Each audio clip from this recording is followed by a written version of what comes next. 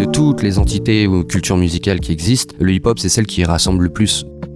Melody Makers, le podcast qui décortique, analyse, épluche la musique. Melody Makers. Si vous ne connaissez pas encore Cyril Merlin, plus connu sous le nom de A Cat Called Fritz ou DJ Lyric, je vous conseille de découvrir ce DJ, producteur et beatmaker. Il m'accueille aujourd'hui dans son studio, au milieu de ses vinyles et derrière ses platines. Avec ses 3 albums perso et ses nombreuses collaborations avec entre autres Mauvais Zèbre, ce duo de rappeurs français, ou bien avec le rappeur américain Pseudo Slang, le DJ sait s'entourer de MC pour produire des instrus qui proviennent directement du jazz. Le down-tempo, les basses bien rondes, ses scratchs et les vocaux amènent une touche trip-hop à ses productions. Je vous propose aujourd'hui un voyage avec A Cat Called Fritz dans l'univers du hip-hop, des samples, du scratch qu'il maîtrise parfaitement. Avec une petite leçon de scratching en bonus. Branchez le casque, montez le son, on l'écoute. Salut Cyril. Salut. Avant d'écouter du hip-hop, t'écoutais quoi ? À la maison, on écoutait un peu de tout. Ma mère, écoutait pas mal de pop musique en général. Je me souviens qu'elle aimait bien Cock Robin, Womack and Womack avec le morceau de Tears Drop, qui m'avait marqué quand j'avais 5-6 ans, quoi. Mais après, plus tard, vraiment, mon premier CD, là où j'ai vraiment acheté par moi-même, c'était l'album de Michael Jackson, Dangerous. Puis il y a eu période aussi Boyz II Men, New Wave avec Depeche Mode, Trip Hop. Mais en même temps, en fait, on écoutait aussi du hip hop parce que dans notre bande de potes, il y avait mon pote Romuald qui écoutait Wu-Tang, Snoop, Dre. À quel moment tu as commencé à faire de la musique ? Je crois que c'est surtout la démarche de dire il me faut une platine et une table de mixage. C'était la démarche. Parce qu'avant une platine vinyle, j'avais ça chez moi, j'achetais des disques, j'avais des lecteurs cassettes. Je me suis même, quand t'étais jeune, enfin je sais pas si c'est arrivé, mais on faisait croire qu'on avait une émission de radio. Du coup, on faisait semblant d'être, tu vois, d'avoir des invités, passer de la musique et s'enregistrer avec les lecteurs cassettes devant les enceintes. Bref, donc tout ça, j'aimais bidouiller, tu vois, avoir mes cassettes. Je faisais des mixtapes, des sélections sur des cassettes que tu écoutais dans ton Walkman. Et du coup, c'est vraiment après, quand j'ai fait mon école d'art graphique, j'étais avec un pote qui s'appelle Yann, DJ Nino, avec qui j'ai commencé les platines. Lui, il avait des platines, tout un set vraiment pour mixer, mais en mode hip-hop avec des scratchs. Et passer des week-ends chez lui à faire ça, et ça m'a scotché, quoi. Je me suis dit, mais en fait, je peux arriver à faire de la percussion. Parce que en fait les scratchs c'est un peu de la percussion, faire sonner des accents, tu vois, et fresh. C'est expressif corporellement. Tu vas nous faire une petite démo. Ok. Et du coup c'est ça en fait qui m'a en plus de savoir mixer 2 disques en même temps, c'est-à-dire à trouver le bon BPM, toucher avec le pitch, avoir la magie de la synchro et que tu tombes dans les temps, par exemple juste après le refrain, l'autre refrain il part, ça c'était de la magie. Je trouvais ça génial d'arriver à faire ça avec 2 musiques différentes.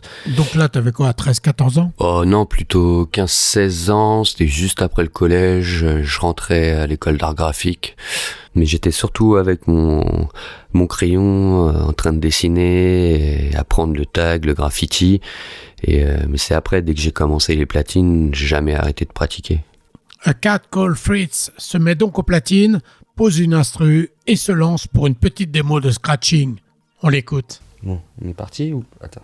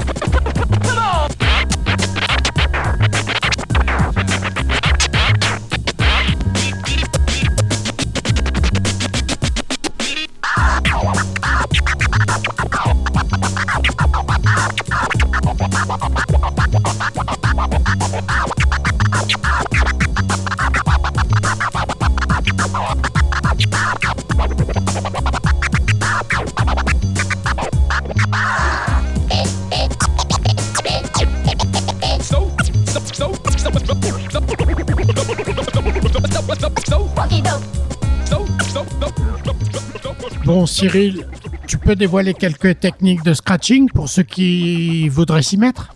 Le scratch est une discipline à part entière, hein. Je me suis buté à ça, à partir de 97, 98, avec les DMC, les championnats. Et je reviens avec Nino, je reviens un peu sur aussi Cozy, avec qui on en a bouffé. Et Cozy avait déjà un level assez impressionnant. Enfin, pour moi, c'était l'un des DJ qui avait un flow et une dextérité que en France, il y en avait, hein. Mais ils étaient déjà connus. Lui, il était moins connu encore. Mais il faut pratiquer. Et après, il y a le flow, il y a l'exigence de comment, par exemple, un scratch, tu peux toujours passer sur la snare, la caisse claire, et ça te fera un scratch. Mais c'est de savoir aussi comment le lâcher. Par exemple, si tu prends une phase, avec une phrase carrément, nanana cela, tu vas voir que tu vas pas pouvoir poser ce mot-là à tel endroit. Il va falloir que tu l'entendes, tu le chantes dans ta tête et que tu saches ah oui c'est là, et du coup toi corporellement tu dois le lâcher au bon moment pour que ça fasse sens.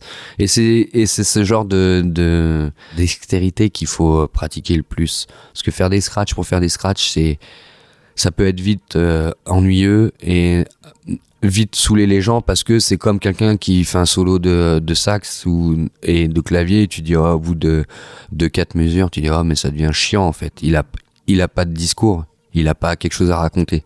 Le scratch c'est un peu ça. Faut le prendre comme un solo d'instrument. Et au fait, A Cat Called Fritz, ça vient d'où ? En fait, j'avais commencé déjà pour pratiquer derrière les platines en tant que DJ lyrique. Et puis, à bout de 3-4 ans, j'ai voulu rentrer dans la production, vraiment. Comme je dessinais aussi à côté, je faisais mes pochettes et j'étais illustrateur, je me suis dit pourquoi pas associer ces deux entités. Et comme j'étais fan aussi de bande dessinée, du coup, c'était une référence à Fritz the Cat de Robert Crumb et A Tribe Called Quest pour la musique, qui donne le clin d'œil pour la musique, tu vois, enfin... Je sais pas si la phrase elle est bonne comme ça, mais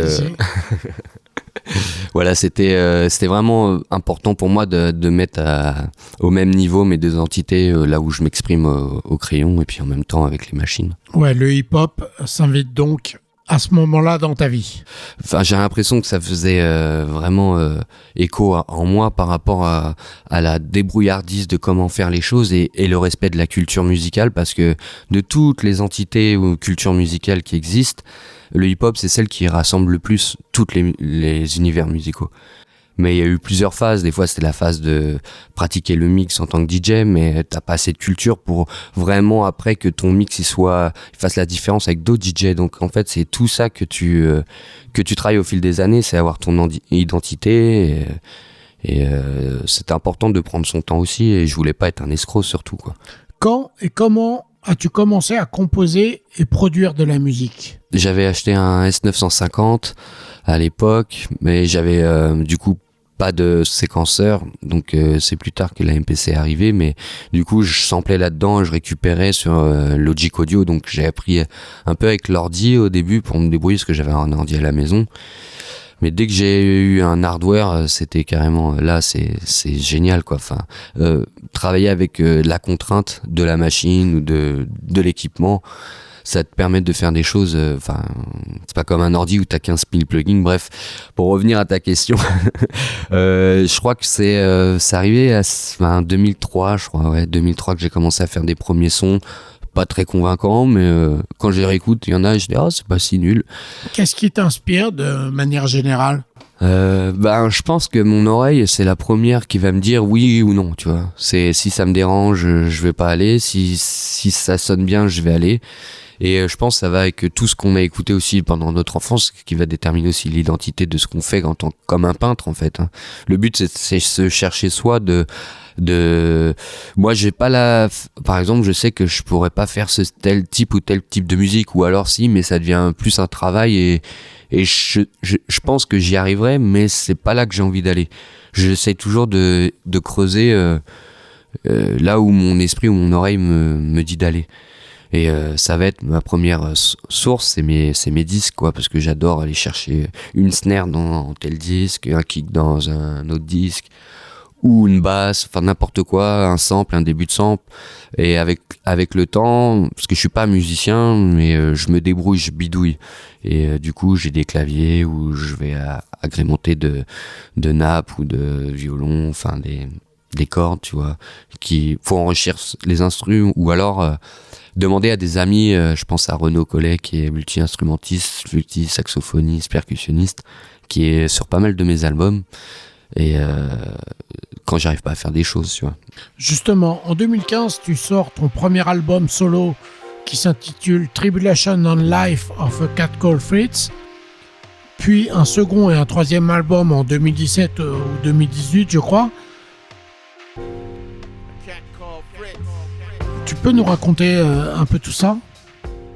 Tribulation, c'était un album qui est le premier album solo. Avant, j'avais fait Beats per Minute avec Odyssey, de Mass Influence et Soundside. Ouais, c'est ce qu'on entend derrière là. Le track s'appelle Solid Ground avec Odyssey, sorti en 2014. Et donc tu disais c'était un album 10 tracks. Les gens, enfin, on dit que c'est un EP, mais pour moi c'est un album. Et ça a un peu marqué, c'est cet album qui m'a fait rayonner à l'international. En plus des 45 tours que j'avais sortis avant, mais celui-là plus que les autres. Et celui-là, ouais, c'était vraiment un duo d'un rappeur et d'un beatmaker. On se connaissait via T-Love parce qu'on était sur une même compilation qui s'appelait Picky People Volume 1. Et là, c'était des artistes internationaux, dont Dusty des Jazz Lib, Oli Tiba et Johnny Cuba. Il y a eu Charlie Tuna, enfin une bonne panoplie d'artistes. Et du coup, il était sur cette compile et moi, j'ai voulu le contacter pour qu'on fasse un peu de musique ensemble. Et T-Love me dit, tu devrais essayer, je suis sûr que ça marcherait tous les deux et tout. Et ça a grave marché, on a fait un album ensemble, il est venu en France.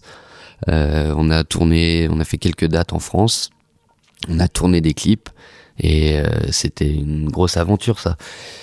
Et en même temps, je faisais aussi Tribulation, qui était un album, mon premier album solo, qui était déjà en construction depuis 2010, mais qui était jamais vraiment terminé. C'est le plus dur, celui-là, le premier, de toute façon.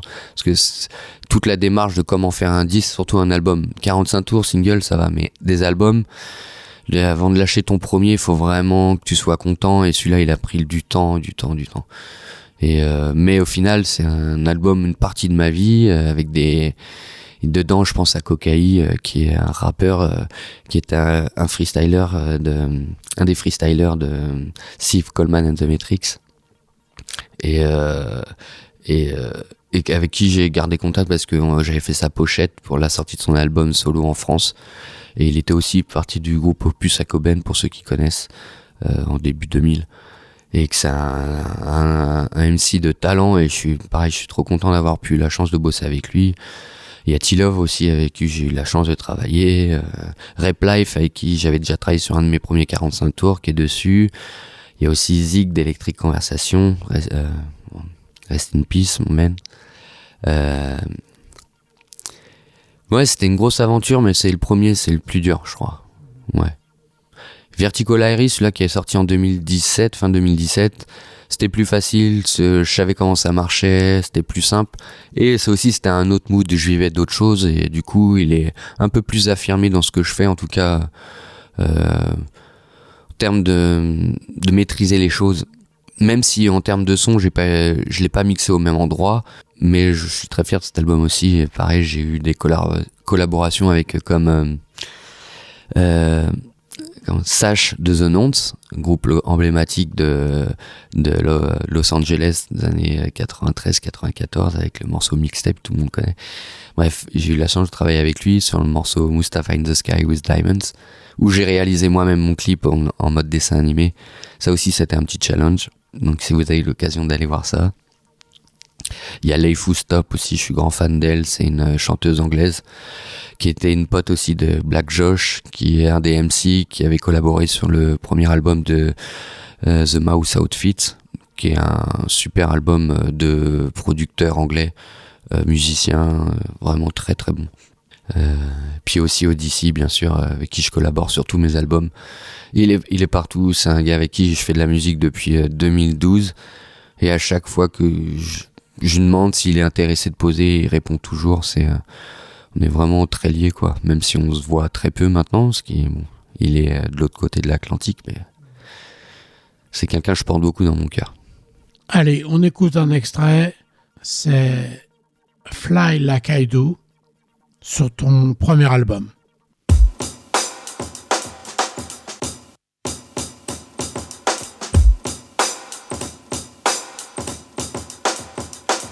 Hey yo, backstoop, alleyway, calico, all in together now. I'm trying to escape, fire escape, highway, educate, work hard, elevate. You heard it wrong, yo. I'm saying set it straight, no hand to hand, yo. I seen too many bodies, yo. My mind eye covered. Witness too many brothers, jail cell, no mail smothered out. They life, man, they can't recover. It's all mangled, the dreams all faded. Glorify the lie till they sell it for a favor. Stacks of cash for dash, hope for key. I ain't holding nothing but the need to be free. But they don't really wanna fly like I do. Yeah.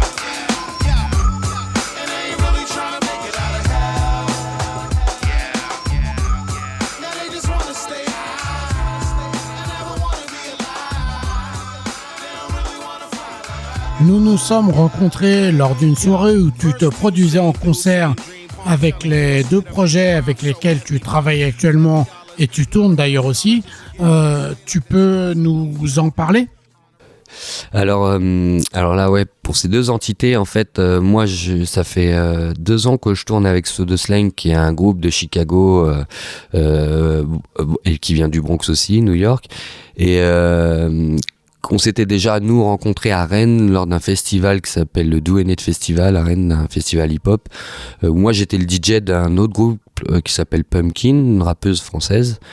Et Vince Zacquero qui est son beatmaker, et du coup on était tous les deux sur le line-up à ce moment-là, et après le concert je discute avec son DJ, et son DJ me dit sinon tu fais quoi, et moi j'étais présenté sous le nom de DJ Lyric, et du coup je fais je produis aussi des sons, j'ai mon label, et mon deuxième blast c'est Cat Call Fritz, et là son DJ il a dit mais non c'est pas toi, c'est pas possible. Et en fait, Soda Slang, qui était Josh Brown, et son DJ Form, avec qui je discutais, et passait ma musique à leur radio, parce qu'ils avaient une émission de radio, et j'étais le premier sur le cul. Du coup, on a gardé contact, on s'est échangé nos vinyles respectifs, et plus tard, je l'ai invité sur mon album, Vertical Iris.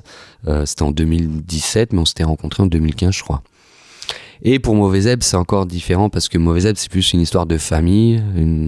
En fait, Mauvais Zèbre, c'est moi en tant que beatmaker et 2 rappeurs qui sont d'Iceberg et l'MD de l'MD Wax. Enfin, que si les gens connaissaient l'MD Wax, parce qu'il était en groupe, mais l'MD il fait de la musique maintenant tout seul. Et du coup, bref, Diggy, c'est avec qui j'ai monté le label Coffee Break Records. En 2004, enfin, on s'est rencontrés en 2004, 2005 on a formé le label, 2006 on a sorti nos premiers disques. En gros, c'était ça. Et ça a marqué le début de l'histoire de Coffee Break et le début de l'aventure vraiment solide où là, en fait, tu passes une étape, tu te dis, ok, maintenant je suis activiste, je fais des disques, je vends ma musique. Ultra Instinct, c'est l'extrait qu'on va écouter maintenant, que tu as produit il y a quelques mois, fin 2023, pour et avec Mauvais Zèbre. Ultime vaccin quand l'ennemi nous baratine. Nos énergies sont plus révélatrices que tout ce qu'il tambourine. Malgré ce temps pourri, mon horizon se redessine. Ensemble rempli de cette force dévastatrice. Un seul bloc unit les autres, c'est un vaste caprice. Les choix se posent, les décisions se prennent, les têtes explosent sous l'effet des acouphènes. C'est là que notre émotion parle, plus rien qui la freine. Ma carcasse, où je veux, je la traîne. La multitude des actions que l'on mène explique ce que nous sommes. La somme des chemins empruntés fait de nous des hommes. Résultat, c'est ma propre faute si j'en suis là. Plus tard on fera les comptes, mais pour l'instant je peux pas chez là. Tu maîtriseras ton existence jusqu'à ta dernière parole. Ton dernier geste, ton intuition jouera son rôle. Vivre libre ou mourir, rester ici ou pourrir, nulle part où se cacher ou courir. Plus de 7 milliards de bouches à nourrir.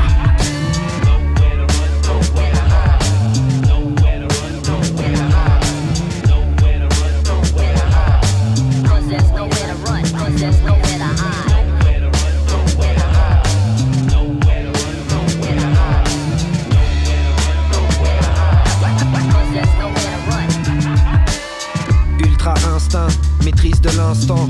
À cette heure-ci tu distingues deux voix distinctes. Les sons se distordent. Laisse les histoires de discorde à distance. N'écoute surtout pas ce qui te sortent. Évolution constante. L'espace et le temps se distendent. Nonobstant le Big Bang. Comment tu qualifierais ta musique? Parce que c'est quand même bien deep. Il y a des basses bien rondes. Bien ronde, ouais, c'est ça. Un beat bien présent. Des vocaux aussi. Comment tu pourrais définir tout ça? Ben ouais, c'est un peu, je sais pas trop. Enfin, il y a eu plusieurs passades au fil des années, surtout quand tu te cherches en tant que musicien ou beatmaker. Où t'as envie de reproduire les mêmes efficacités si t'aimes un de tes sons, mais reproduire tout le temps le même track, tu veux essayer quand même d'évoluer. Et pour Mauvais Zèbre, ça a été une autre façon de penser la musique, pas aussi léché que j'aurais pu le faire sur mes albums solo. Où moi, on me connaît de ce que les gens disent de ma musique, c'est que c'est léché, c'est bien arrangé, c'est lisse et propre et rond. Et ce que j'aime bien aussi, mais là, avec Mauvais Zèbre, c'était carrément sortir de cette zone de confort et de laisser parler plutôt l'instinct et d'avoir des sonorités différentes, vraiment. Et cette démarche, en fait, elle était constante parce que à un moment donné, t'avais pas envie de reproduire deux fois les mêmes choses, et c'est ce que j'essaye de faire maintenant dans tous les projets que j'essaye que ce soit avec Pseudo Slang, notre album qu'on est en train de travailler, ou alors Jatoba, c'est un duo, moi, Cat Call Fritz et La Noire en chant, et on a un album en commun. Et qui est encore une autre approche. On sent des fois les filiations, mais c'est toujours essayer de pas faire les mêmes recettes. Merci, A Cat Called Fritz. Merci à toi, Julien. Et puis, c'était super. Et puis à bientôt. À bientôt. Salut. Ciao. C'était Melody Makers, le podcast qui décortique la musique. Réalisé par Julien Louette. Plus d'épisodes sur toutes les plateformes. Partagez, commentez, likez. Si vous souhaitez découvrir les coulisses de mes entretiens, rendez-vous sur le compte Instagram Melody Makers Podcast. Vous y trouverez photos, vidéos et bonus. Merci pour votre écoute. Rendez-vous au prochain épisode.